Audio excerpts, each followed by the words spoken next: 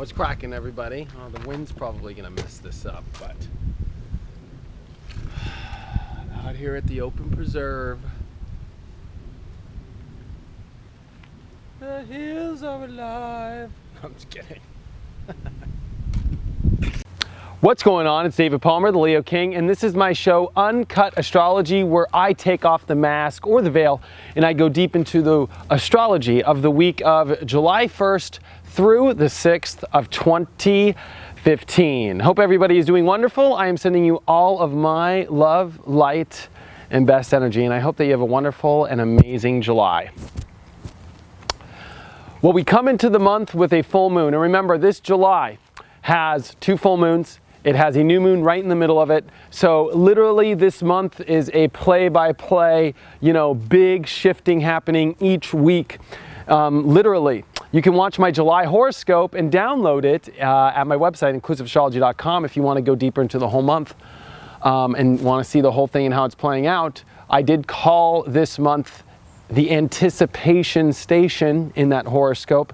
There is an anticipation building throughout this month, and we come into that at the beginning of this week. A full moon in Capricorn, that's conjunct Pluto. There's all this energy towards wanting to, reach some sort of goal, of course, or present ourselves in a certain way. That's the way that I've been calling this.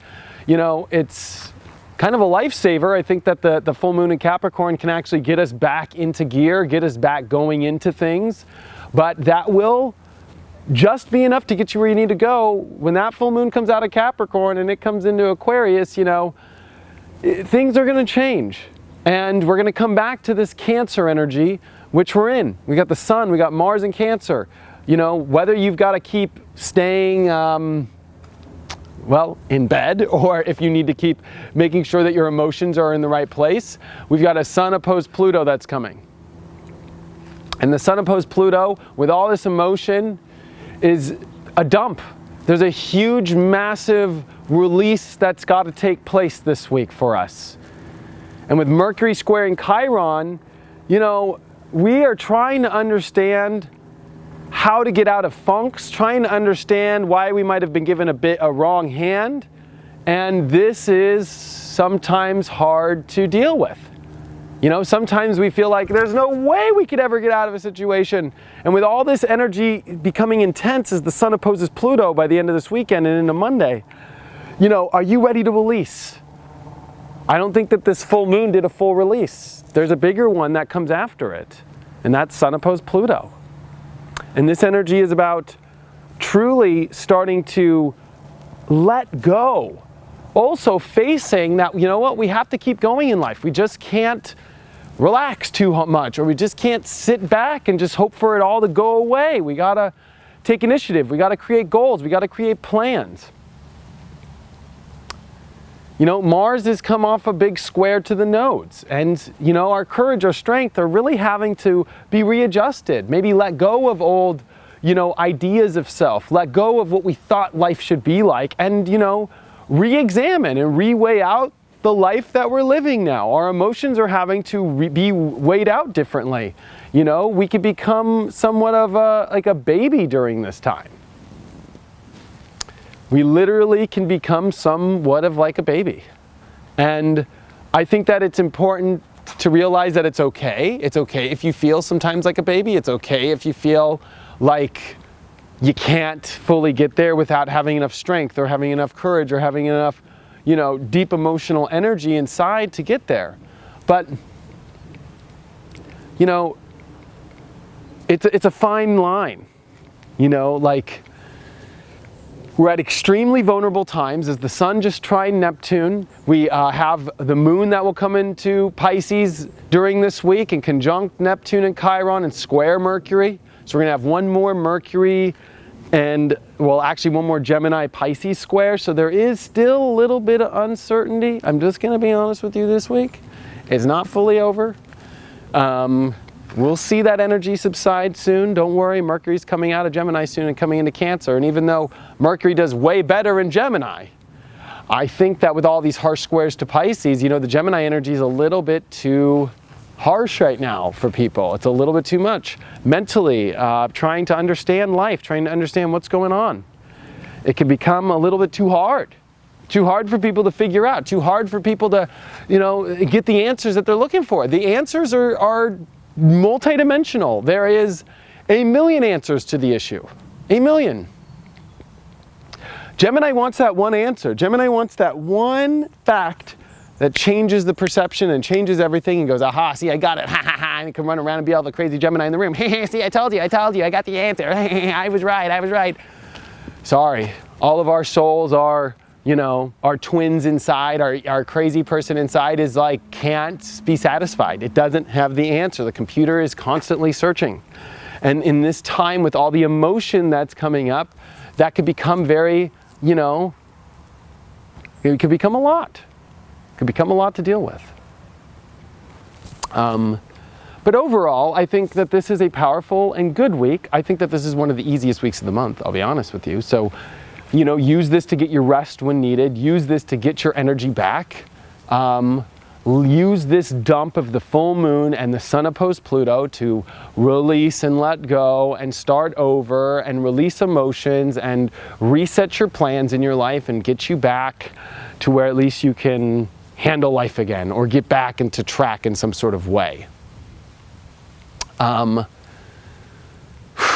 middle of the month and the end of the month is extreme. So, this is us preparing for that. We are preparing for that.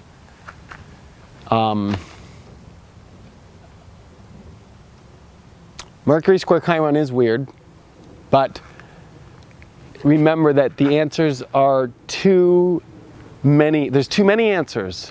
And maybe you need to be satisfied with all those different answers that there is, instead of continually seeking for one answer to solve it all. Because you know what happens? The second you think you got an answer, your mind's satisfied for about 10 minutes, sometimes maybe a day or 2 days, and then guess what happens?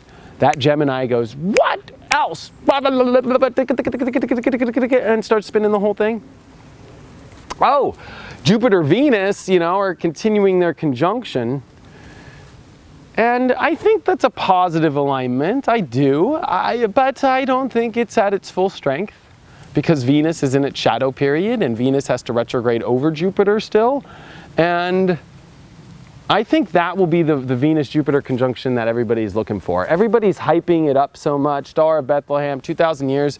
It's kind of naive, because it's like this is going to continue and there's a deeper part of it.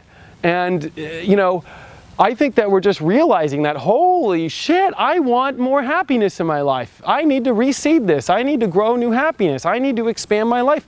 I need to expand my heart. Maybe this is your heart at a dead zone and needing to be re-jumped. With Uranus involved, this is like cardiac arrest, soul, cha-ching, cha-ching, and it reviving everybody. But it's not like, a lot of people keep pushing that this is the greatest love to ever find and all that crap. It's a restart first, people. The heart needs to get shocked first, then it needs to get shocked again and find a rhythm of heart. And I think that we're all trying to find the rhythm of heart and happiness to look for. I mean, that's my opinion. Because it's not over. This transit is not over.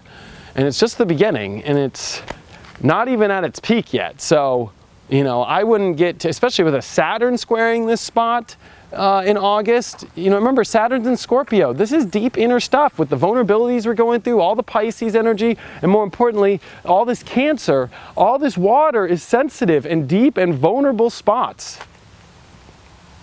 without the answers in the mind that's trying to find it. So, we're not out of the full woods yet, in my opinion. I think that there's relief. I think Jupiter and Venus are bringing relief. They're bringing Band-Aids, they're bringing the nurse there, and Cancer is the nurse, the nurse is there. But this is a time to find out how to release and how to move forward, how to realize that this new shock or re-jolt that's happening of your happiness and finding that courage again and finding that strength is so you can face your deepest inner truths. And I just did a video called Light Reborn. Watch it. Please watch it. If you want to go deeper into the Venus retrograde, you want to go deeper into Jupiter coming into Virgo, and if you want to go deeper into the Jupiter-Saturn square, which comes up in a month. Hope you guys are doing well. That's all I got for this week.